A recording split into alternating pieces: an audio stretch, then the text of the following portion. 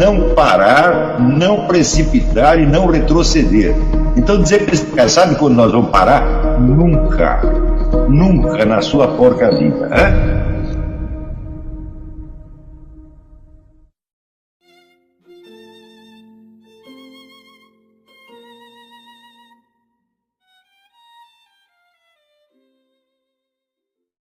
A vida humana é constantemente impelida pela imitação de modelos. Desde que você nasce, você começa imitando alguém que lhe parece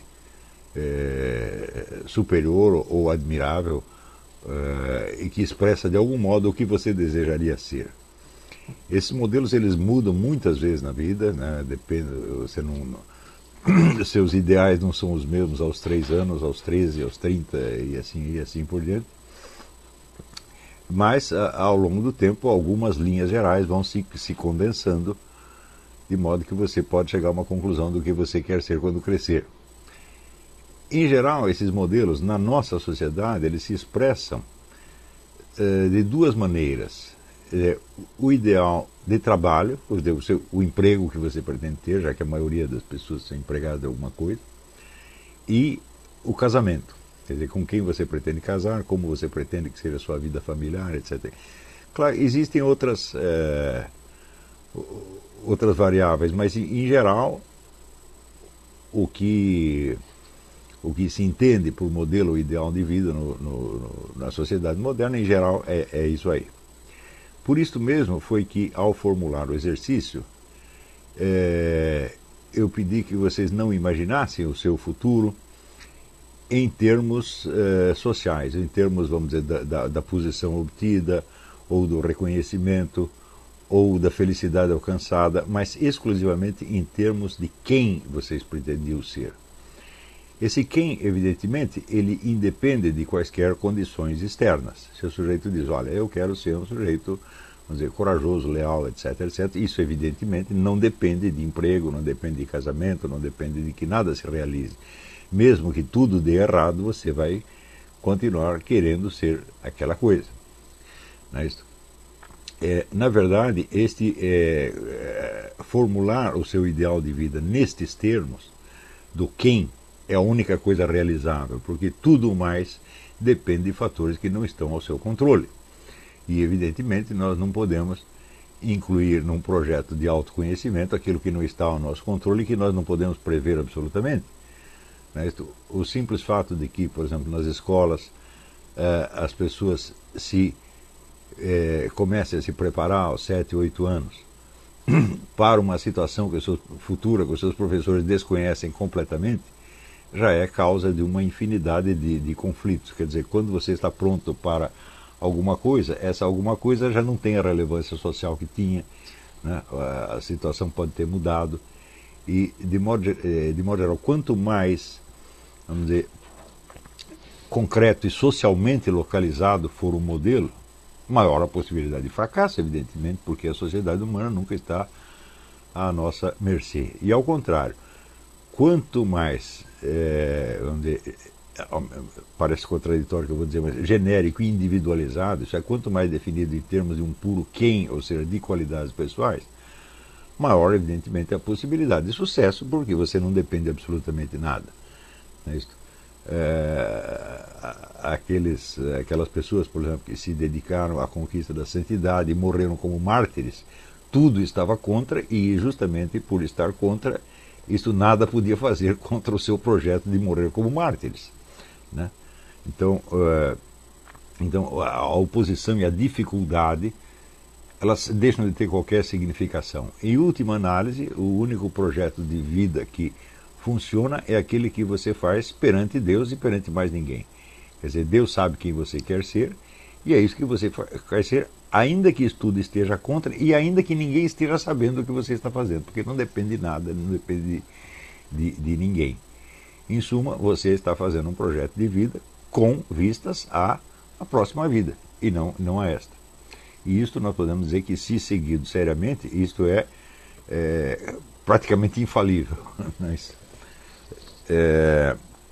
No entanto, nós sabemos que na nossa sociedade não é assim que as pessoas formulam os seus desejos. Não é isto? os seus projetos de vida. Quando você pergunta o que você quer ser, as pessoas respondem com o nome de profissão ou com o nome de uma posição na sociedade.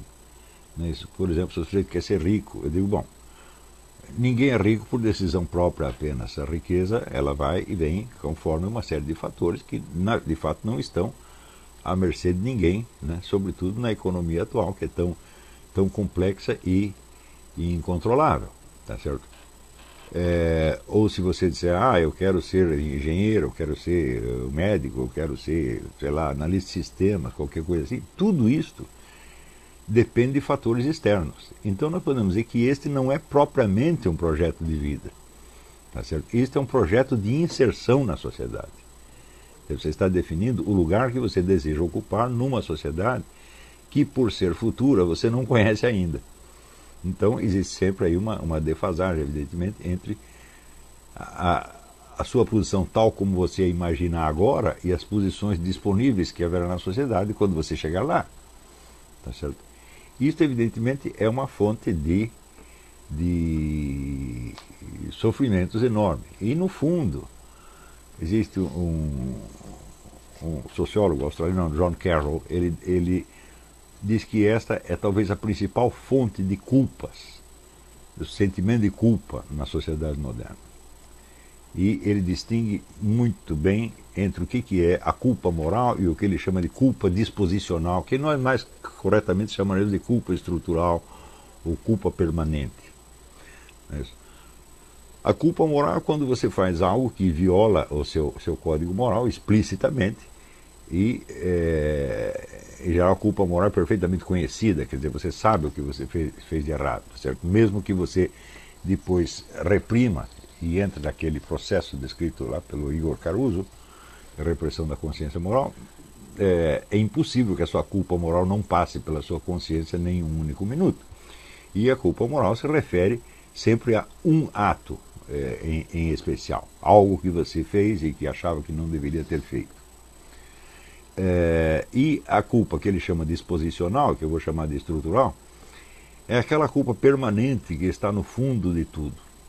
E que, na verdade, é menos um sentimento de culpa do que um medo de ter sentimento de culpa. Isto é provavelmente o mal mais disseminado na sociedade contemporânea. E justamente o jogo entre a culpa estrutural e a culpa moral é que faz com que a culpa moral seja muito mal conscientizada e mal trabalhada. Quer dizer, como existe, vamos dizer, uma culpa profunda, então esta culpa aflora quando aparece também a culpa moral. E as duas, de certo modo, se superpõem e se confundem. Tá certo?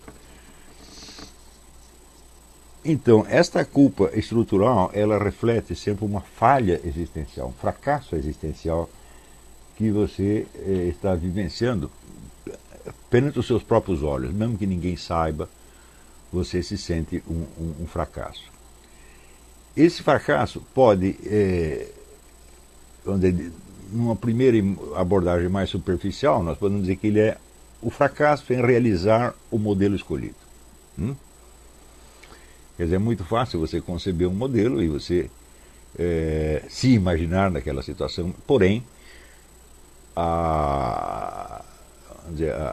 o jogo da vida contém milhares de imprevistos, existe a rotina, existe a chatice do dia a dia, existe a mediocridade do meio, existem milhões de fatores, tá certo?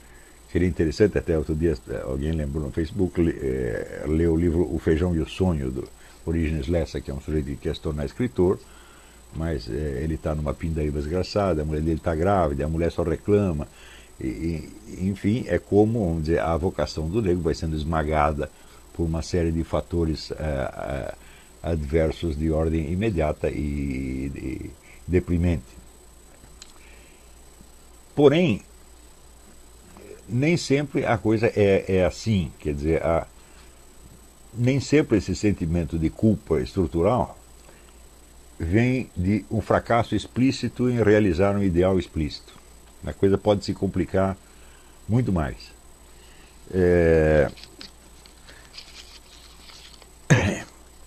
Em primeiro lugar, surge o fato de que essa culpa estrutural, existencial, por ser permanente, ela raramente é conscientizada como tal. Quer dizer, nós tomamos consciência de culpas específicas, esta ou aquela. Tá? Porém, nós interpretamos essas culpas em termos de uma culpa mais profunda que nós carregamos, que nós não sabemos de onde vem, que é justamente a culpa que advém desse fracasso existencial. Então, você pode assumir muitas culpas morais que não são adequadas, às vezes são totalmente falsas, como espécie de camuflagem ou compensação da culpa existencial profunda.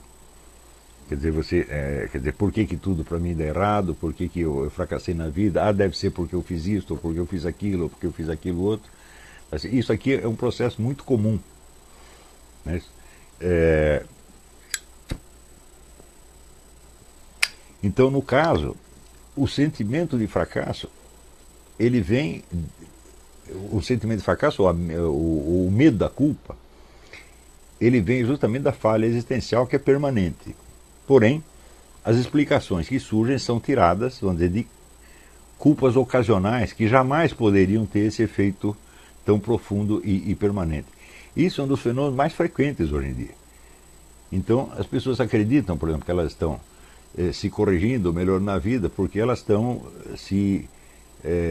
tentando se livrar das suas culpas morais, tá certo? E às vezes até vão na igreja, confessam, etc, etc. Mas isso realmente não adianta nada.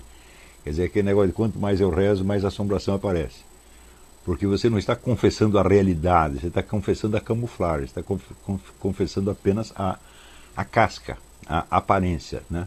Padre, eu fiz isso, eu fiz aquilo, etc, etc. Quando soma todas as suas culpas e você está absolvido todas elas, você continua sentindo culpado. Tá certo? Então, existe, por um lado, uma culpa permanente, que é o que a igreja explica como o pecado original. E isso nós todos carregamos. Por exemplo, o simples fato de nós sabemos que vamos morrer já nos carimba como fracassados desde o início. Faça o que você fizer, vai dar errado, você vai morrer no fim. Tá certo? E isso existe num nível ainda mais profundo do que o fracasso existencial. Porém, onde o pecado original jamais foi, por si mesmo, uma causa de fracasso. Tá certo? Ao contrário, a própria luta humana para vencer as dificuldades e para obter sucesso é, de certo modo, uma luta contra as consequências do pecado original. Tá certo? E até a ideia mesma de você ter um projeto de vida, de para que você teria um projeto de vida se você não quisesse ser melhor do que é? E por que você quer ser melhor do que é se você não carrega uma culpa profunda, que é a culpa do pecado original? Não é isso? Então, eu não estou falando aqui do pecado original, estou falando da culpa existencial efetiva. Né? Então, além de haver esse problema, quer dizer, você tem três camadas. Você tem o pecado original, você tem a falha existencial e você tem as culpas morais. Tá certo? E essas culpas morais são usadas como camuflagem da falha existencial, e a falha existencial, por sua vez, pode ser uma camuflagem do pecado original. Né? Então, só por aí você já vê que, em geral, a consciência moral da quase totalidade das pessoas no mundo contemporâneo é enormemente confusa. Né? Sobretudo, na medida em que o projeto de vida se baseia ou num modelo de trabalho, de emprego, ou modelo de casamento, portanto em fatores totalmente externos, quer dizer, só por esse fato a autoimagem que o sujeito tem já está deslocada, porque ele está, de certo modo, se julgando em fator de algo que ele imagina que os outros vão pensar dele no futuro. Ou seja, ele já não tem controle sobre o que vai acontecer, quanto mais sobre o que os outros vão pensar.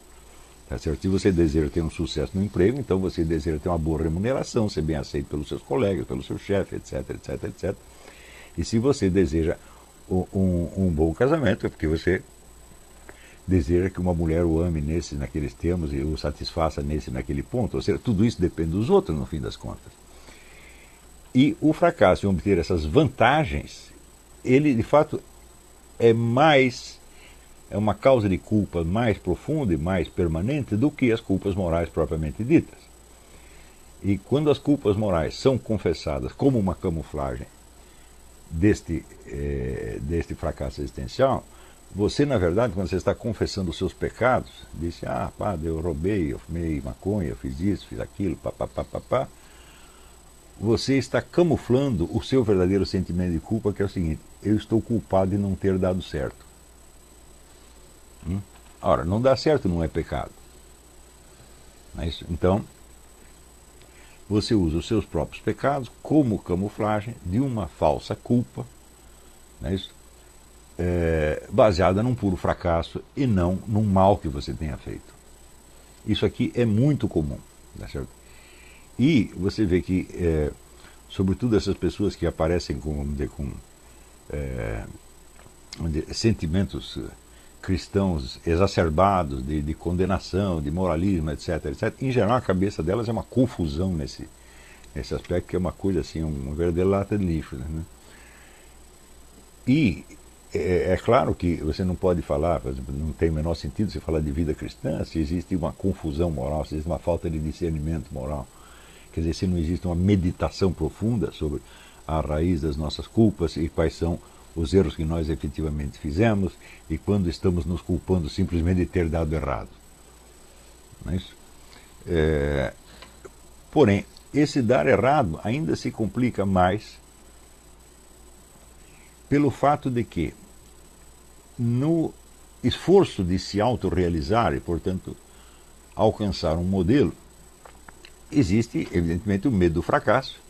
E o medo do fracasso, ele já faz você adaptar o modelo a certas circunstâncias limitadoras do mundo exterior.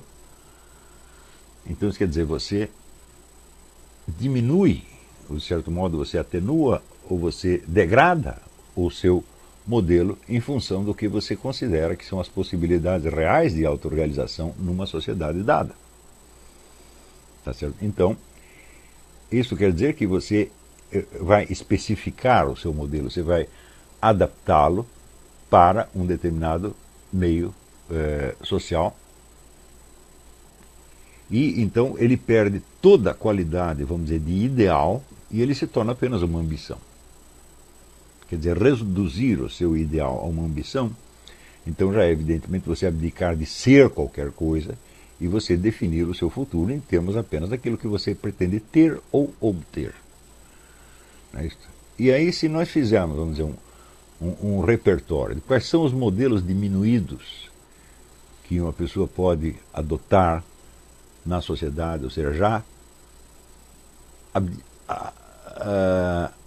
abdicando a ideia de ser alguma coisa, tá certo? Para poder se adaptar e obter sucesso numa situação de vida, se você fizer um repertório disso, você vai ver que os modelos dessa adaptação degradada são muitos. E praticamente são esses modelos os que estão disponíveis na sociedade brasileira hoje. Na sociedade americana menos, porque aqui você ainda tem um certo culto, vamos dizer, do heroísmo, do patriotismo, da religião, etc. No Brasil você já não tem mais. No Brasil os últimos modelos que sobraram já são modelos diminuídos, tá certo? Ao adotar um modelo diminuído, você sabe, de certo modo, que você já fez uma concessão ao mundo. Quer dizer, você já desistiu de qualquer tentativa séria de ser você mesmo, de ter qualidades humanas tais ou quais, e você trocou tudo isso, como dizer, por um prato de lentilhas, quer dizer, por um emprego. Então, o que eu quero ser? Eu vou fazer um concurso para o Banco do Brasil, eu vou ser vereador do PT, alguma coisa desse tipo, né? Que lhe pareça ter alguma viabilidade de sucesso. Ao fazer isso, a pessoa já adquiriu uma culpa, não pelo fracasso em realizar um modelo, mas pela degradação do próprio modelo. E algumas desses modelos degradados, eles surgem. Eles não são tão vulgares quanto esses que eu estou falando, mas eles podem surgir, vamos dizer, com uma camuflagem de prestígio muito, muito grande. Não é isso? Então... E aí, pessoal, tranquilo? Então, se inscreva no canal, compartilhe, comente, ajude nosso canal. Os links estão na descrição do vídeo. Você pode participar pelo Apoie-se, pela vaquinha. Qualquer forma de ajuda será muito bem-vinda. Pode curtir, comentar e compartilhar também para ajudar nosso canal. Quem quiser seguir a gente nas redes sociais, estão todas aí na descrição do vídeo. Muito obrigado, sempre com Deus, pátria, família e liberdade. Tamo junto, forte abraço.